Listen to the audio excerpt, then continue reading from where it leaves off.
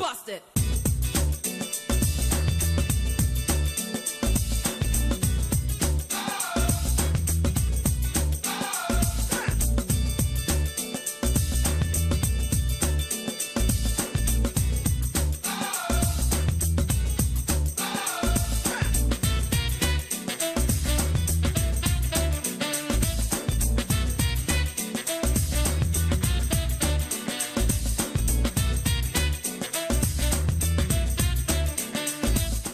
Àjẹkún ìyà ni ó jẹ ẹni tí ò tó ní nà tí ń dènà dé ní. Àjẹkún ìyà ni ó jẹ. Àjẹkún ìyà ni ó jẹ. Àjẹkún ìyà ni ó jẹ ẹni tí ò tó ní nà tí ń dènà dé ní. Àjẹkún ìyà ni ó jẹ. Àjẹkún ìyà ni ó jẹ. Àjẹkún ìyà ni ó jẹ ẹni tí ò tó ní nà tí ń dènà dé ní. Àjẹkún ìyà ni ó jẹ. Dino Melaye, Senator representing Kogi, Senatorial Kogi West Senatorial District, still in hospital bed at the Trauma Center of the National Hospital in Abuja. That was where he was when the Independent National Electoral Commission, INEC, last Saturday verified the over 189,000 signatures that were purported to have assented to his being recorded. At the end of the day, only 18,000 said yes, they want the man recalled, representing 5% of the over 50% that was needed. Now, that issue has raised a lot of, that development has raised a lot of issues. How can a man who is not allowed to mobilize become so successful in the polls?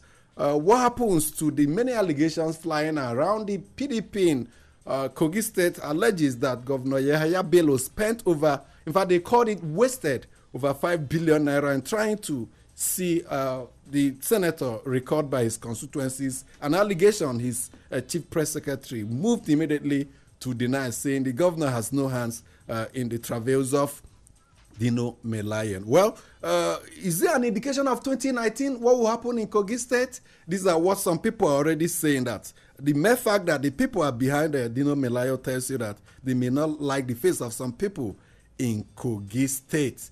My name is Amechi Anafue. It is a political platform. On a day, the president will be meeting with the U.S. President Donald Trump on a bilateral meeting in Washington, United States.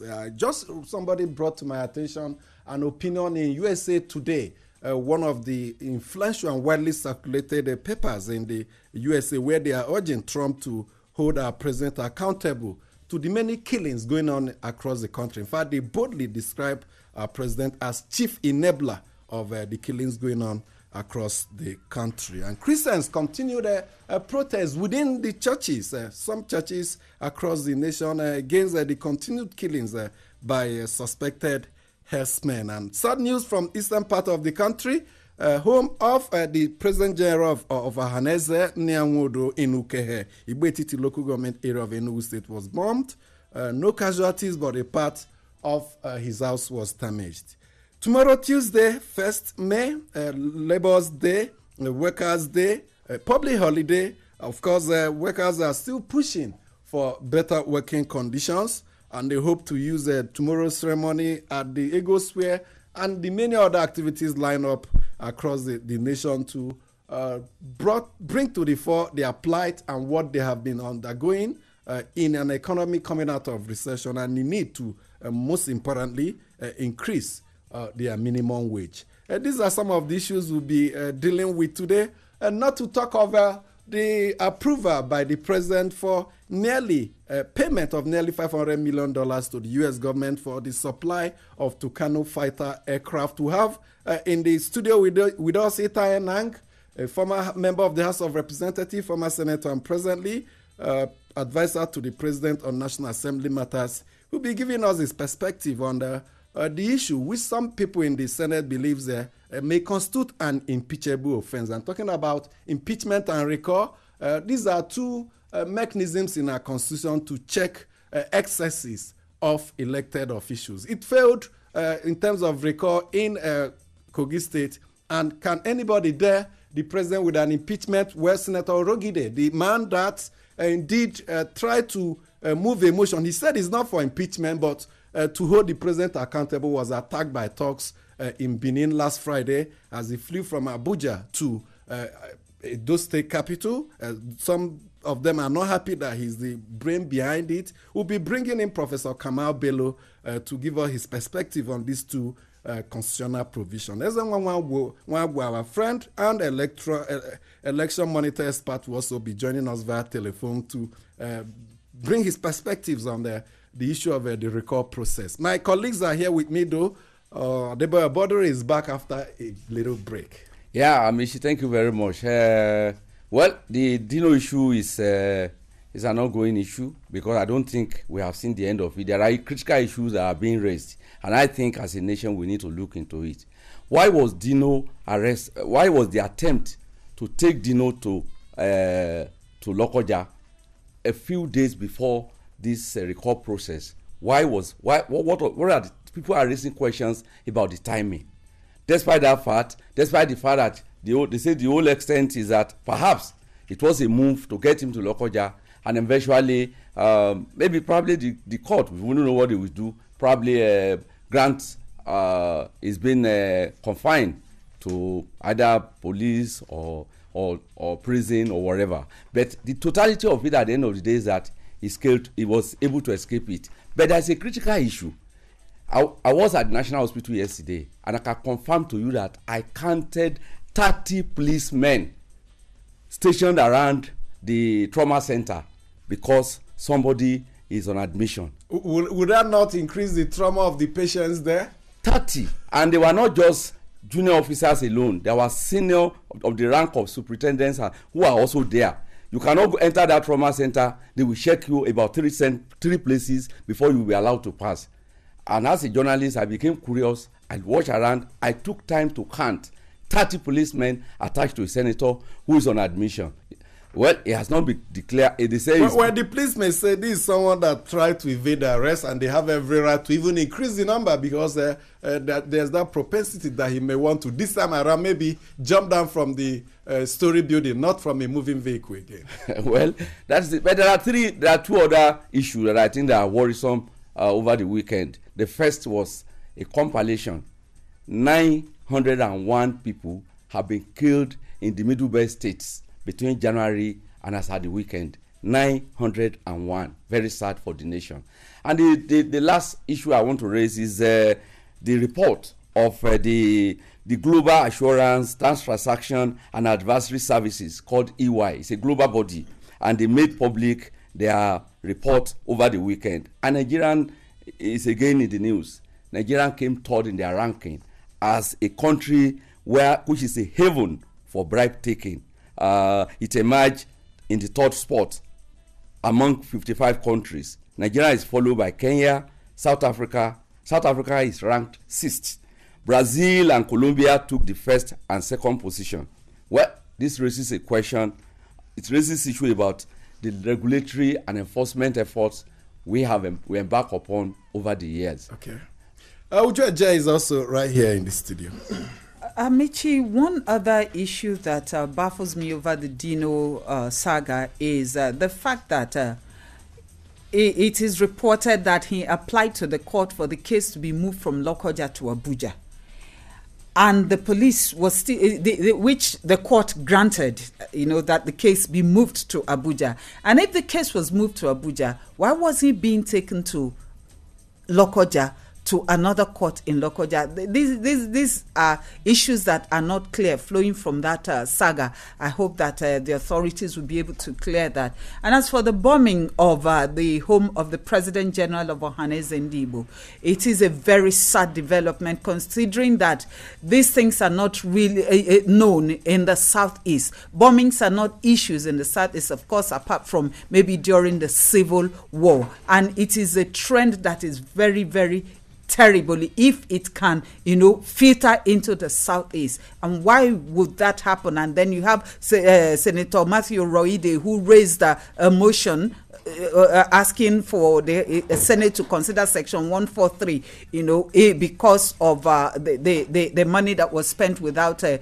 due appropriation from the National Assembly being attacked in Edo State. These are very, very worrisome trends. So if the global, and then you talk about the global rating, that shows you that corruption has not abated in Nigeria if we go by that rating. That shows you that the president's war against corruption may not be yielding the fruit that he desires, and he should begin to look inwards at the men that he is using.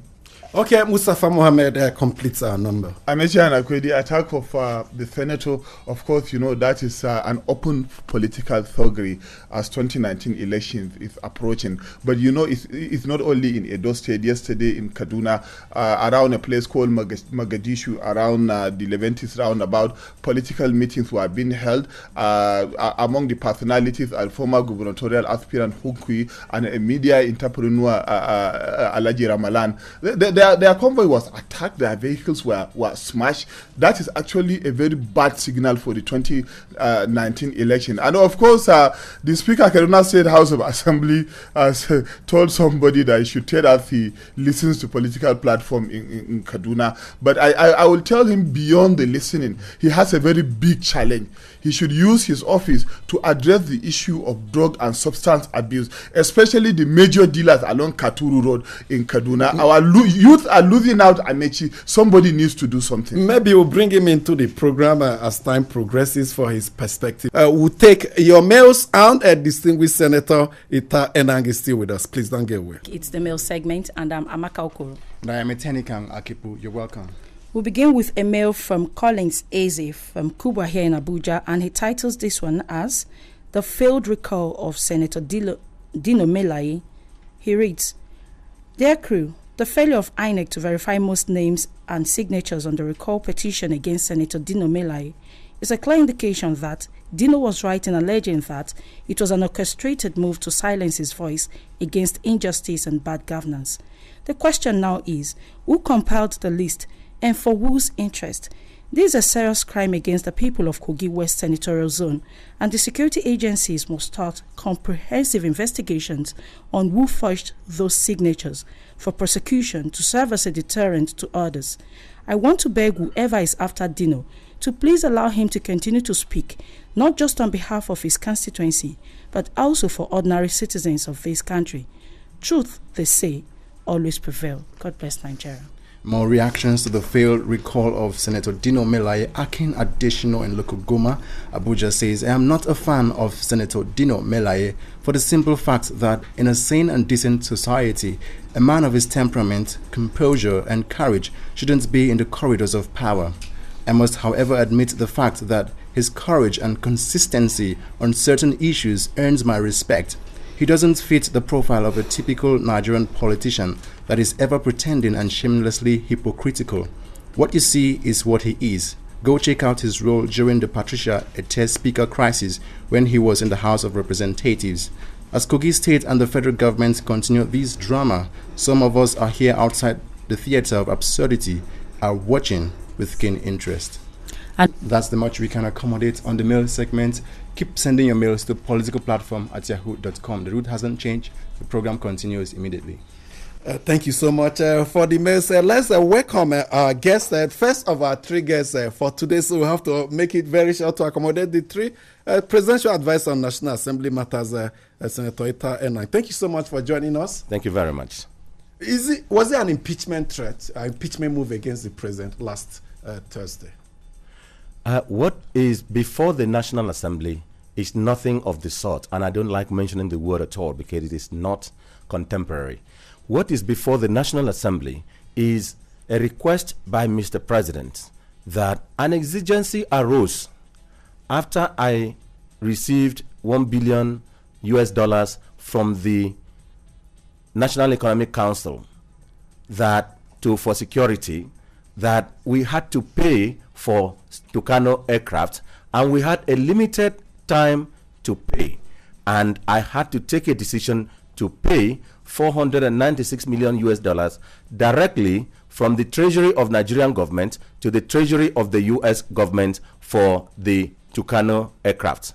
And I am collating what is needed by the Nigerian Army, Nigerian Air Force, Nigerian Navy, the State Security Service, the Nigerian Intelligence Agency, the Civil Defense, and all other security, and the police, and all other security agencies. When I finish collating, I will lay the comprehensive request before you for a supplementary appropriation. But since you are yet to pass the 2018 appropriation, please include this sum in the 2018 budget. So what is pending before the legislature is a question of, should we include it in the 2018 appropriation, or should we, or not? So it is not impeachment or the other. But payment has been made. The payment has been made, and it is a request by Mr. President that I have made the payment because of security exigency, the limited time available, the prior consultations with the National Assembly between the U.S. Congress and the Nigerian legislature. And were there consultations between the President and the National Assembly on that payment before it was made? There were consultations on the question of it.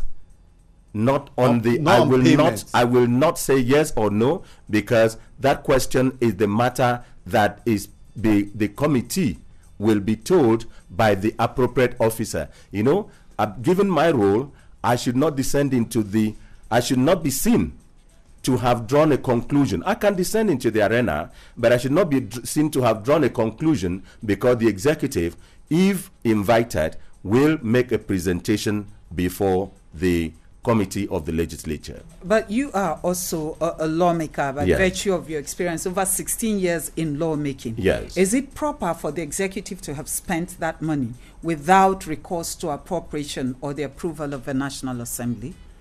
It is proper to spend in anticipation of appropriation. It would have been different. Let Nigerians appreciate this. It is not the National Assembly that is asking Mr. President, where is $496 million US dollars? It is not the National Assembly.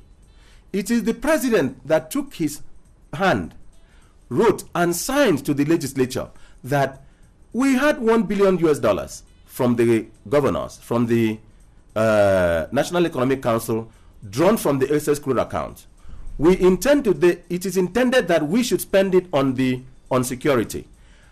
Because of the urgency and the limited time given by the U.S. government to make payment, and this payment coming directly from my treasury to the treasury of U.S. government, I had, in anticipation of your approval, made that payment. Is that anticipation covered by law? Is there anywhere in our laws, acts of National Assembly, or our Constitution that empowers the President to make anticipatory payment for a capital item? Now, this is one of the reasons that the Speaker of the House of Representatives, the House of Representatives, has said, Chairman, and the Rules and Business, go and find out from the precedents of this Parliament how many times there has been such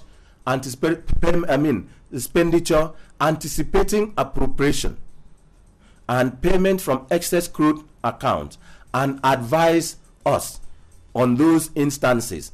And again, given the security implications and the exigency of this situation, can we include it in the 2018 appropriation?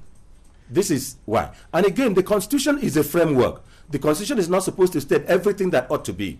That is why the legislature, the Constitution says, the National Assembly shall make law on. Okay. The National Assembly shall make law on. So if you look at the Finance Act, the Fiscal Responsibility Act, the all other laws relating to appropriation, and the provisions relating to Budget Office of the Federation, and the power of the President as Chief Security Officer of the country, as the Commander-in-Chief of the Armed Forces, on the expenditure relating to security. This is not about road. This is not about food. This is not about health. Okay. It's about security. Let come in with a quick question. Let me ask you this question. Yes, sir. As a reporter in the National Assembly in the early years of this our Fourth Republic, I do recall vividly that when it is as a chairman House Committee on Rules, yes, that whenever there's an issue, even on the floor of the House, yes, they will seek your view, yes, and you usually respond. Yes. Why is it difficult for us since 1999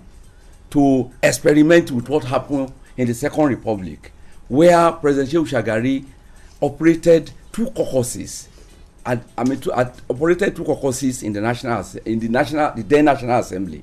One with his party lawmakers, and secondly with the leadership of the National Assembly, cutting across all the political parties, where issues like this are sorted out and they don't result into conflict. Why is it difficult to have caucusing where you can run an uninclusive process, which the lawmaker will also be taken into confidence, and they can sort out this issue without becoming very quickly, Senator Inang. Go ahead. I want to say that matters that are discussed in the caucuses will not definitely be a matter of public, a matter in the public. It is one thing to discuss a matter at the caucuses. It is another one to be that it will still not arise as an issue. Now, don't forget that this matter had been known to the legislature. The members of the U.S. Congress came to Nigeria and met the leadership and a select of the caucus of the National Assembly and informed them and found out from them, is this thing still need, or is this within the requirements of the country? Is it acceptable to your in consultation? Yes, the consultation. Is the consultation not supposed to come from Nigeria's executive? No. There were consultations. It is now, I'm not supposed at this program, at this time and on this forum, to descend into the details of this matter. Because like I said, the Minister of Defense and other officers will be invited to make presentations. If I get into too much details, I would be preempting the consultations. Okay. I'll be the presentations. And one thing that aches the legislature is not sometimes what you do, it's what you say. So we'll avoid what I say becoming an issue that will becloud the real substance. Okay, we have to thank you so much for your input, Senator Itai Enang, Presidential Advisor on National Assembly Matters. Thank you very much. Let's bring in Professor Kamal Bello, a political scientist, not just on the issue of impeachment or possible impeachment, but also on the recall process. Of course, you know what happened in Kogi State. Two provisions in the Constitution to hold elected officials in check. Thank you so much for joining us, Professor. Thank you very much. Good morning. So we are having these two issues on our hands now in Nigeria, impeachment and recall. Very interesting times. Yes. What's your reaction to it? My reaction to it is that impeachment is one of the dictates of democracy. That any leader that is not performing could be impeached. But it shouldn't be on petty issues. It should be strong issues. The same thing recall. Recall is in the Constitution, but the process to make it workable is a bit stiff. So the two concepts are there in the democracy to protect democracy in order to bring what we call checks and balances. Yeah, so that the electorate can check. Like you rightly mentioned, very stringent. It's always very difficult to see all these two through. The impeachment or recall, very stringent conditions. Yes. Yes, it is stringent because the democracy itself is trying to protect the power holders, the political power holders. Because if impeachment is too simple, it's flexible, it may lead to distraction, and there may not be progress. Ditto for the Constitution. Any written Constitution is also rigid to change. So it's similar for political office holders. It is rigid to remove them from office, just to protect them. Unfortunately for us in Nigeria, we did not expect that vagabonds, hooligans, will be holding our political offices. You with me? Yes, but I'm uncomfortable with the choice of your words of the way you describe our leaders. Yeah, I'm sorry. We are Nigerians. It's almost everywhere. It's not political. Even religious houses, even educational institutions. Is it not recently a professor is failing a girl for more than 3 times because he wants to sleep with her? That's vagabond. So will you support a situation where we make these provisions less stringent to hold elected officials more accountable? No. It shouldn't be too flexible. As far as I'm concerned, it's okay.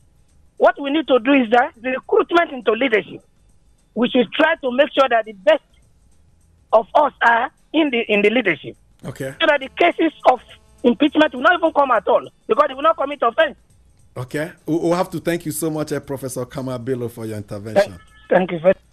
And very quickly, we are bringing in our friend Ezenwa Nwagu for his own perspective. Thank you so much for joining us. Good morning, Dr. Nakwe. Yes, some developments in Kogi. What are your reactions? Well, quickly, it's just to say that the contending characters in Kogi, to sum it up, will just be 6.5 dozen. The difference between them is 6.5 dozen. But what has played out more importantly is the superiority of process, superiority of the Constitution. And I've continued to argue that we need to keep testing some of those things that have been lying very low in our Constitution, things like recall, things like impeachment. We do not have to tiptoe around them. If there are opportunities to test them out, we should do so. Now, we've seen that the arrogance of the people who were pushing the recall in Kogi has been deflated. The people have spoken, and it's not the first time. We saw it in Jigawa when Saminu Turaki also tried to remove a member of the House of Representatives. The people. So is it that it's always governors in quote that want to activate this recall process? The process is very difficult for interested parties outside those who have deeper vested interests, who also have deep pockets to pursue that to weigh in on recall. It's made in such a way that the attempt at it is really difficult. But what is important is that whenever that opportunity comes, we should take advantage of it. The second important thing for me is that INEC has continued to, the current leadership of INEC has continued to say that, look, they are independent, that they work for the people. It was tested out in Kogi. And it was proved. Yes, it was proved. And we just have to thank you so much. This is an ongoing conversation. Dino Ezenwa Partners for Electoral Reform. We leave you with how we started. We did introduce it. The song you heard was Dino Melaye's popular song he recorded at the heat of this political crisis in Kogi State. And that's what we leave you with. See you on Tuesday. You speak the truth, you die. You lie, you die. I, Dino Melaye, have chosen to speak the truth and die. Àjẹkún ìyà ni ó jẹ. Àjẹkún ìyà ni ó jẹ. Ẹni tí ò tó ní nà tí ń dènà dé ní. Àjẹkún ìyà. Busted.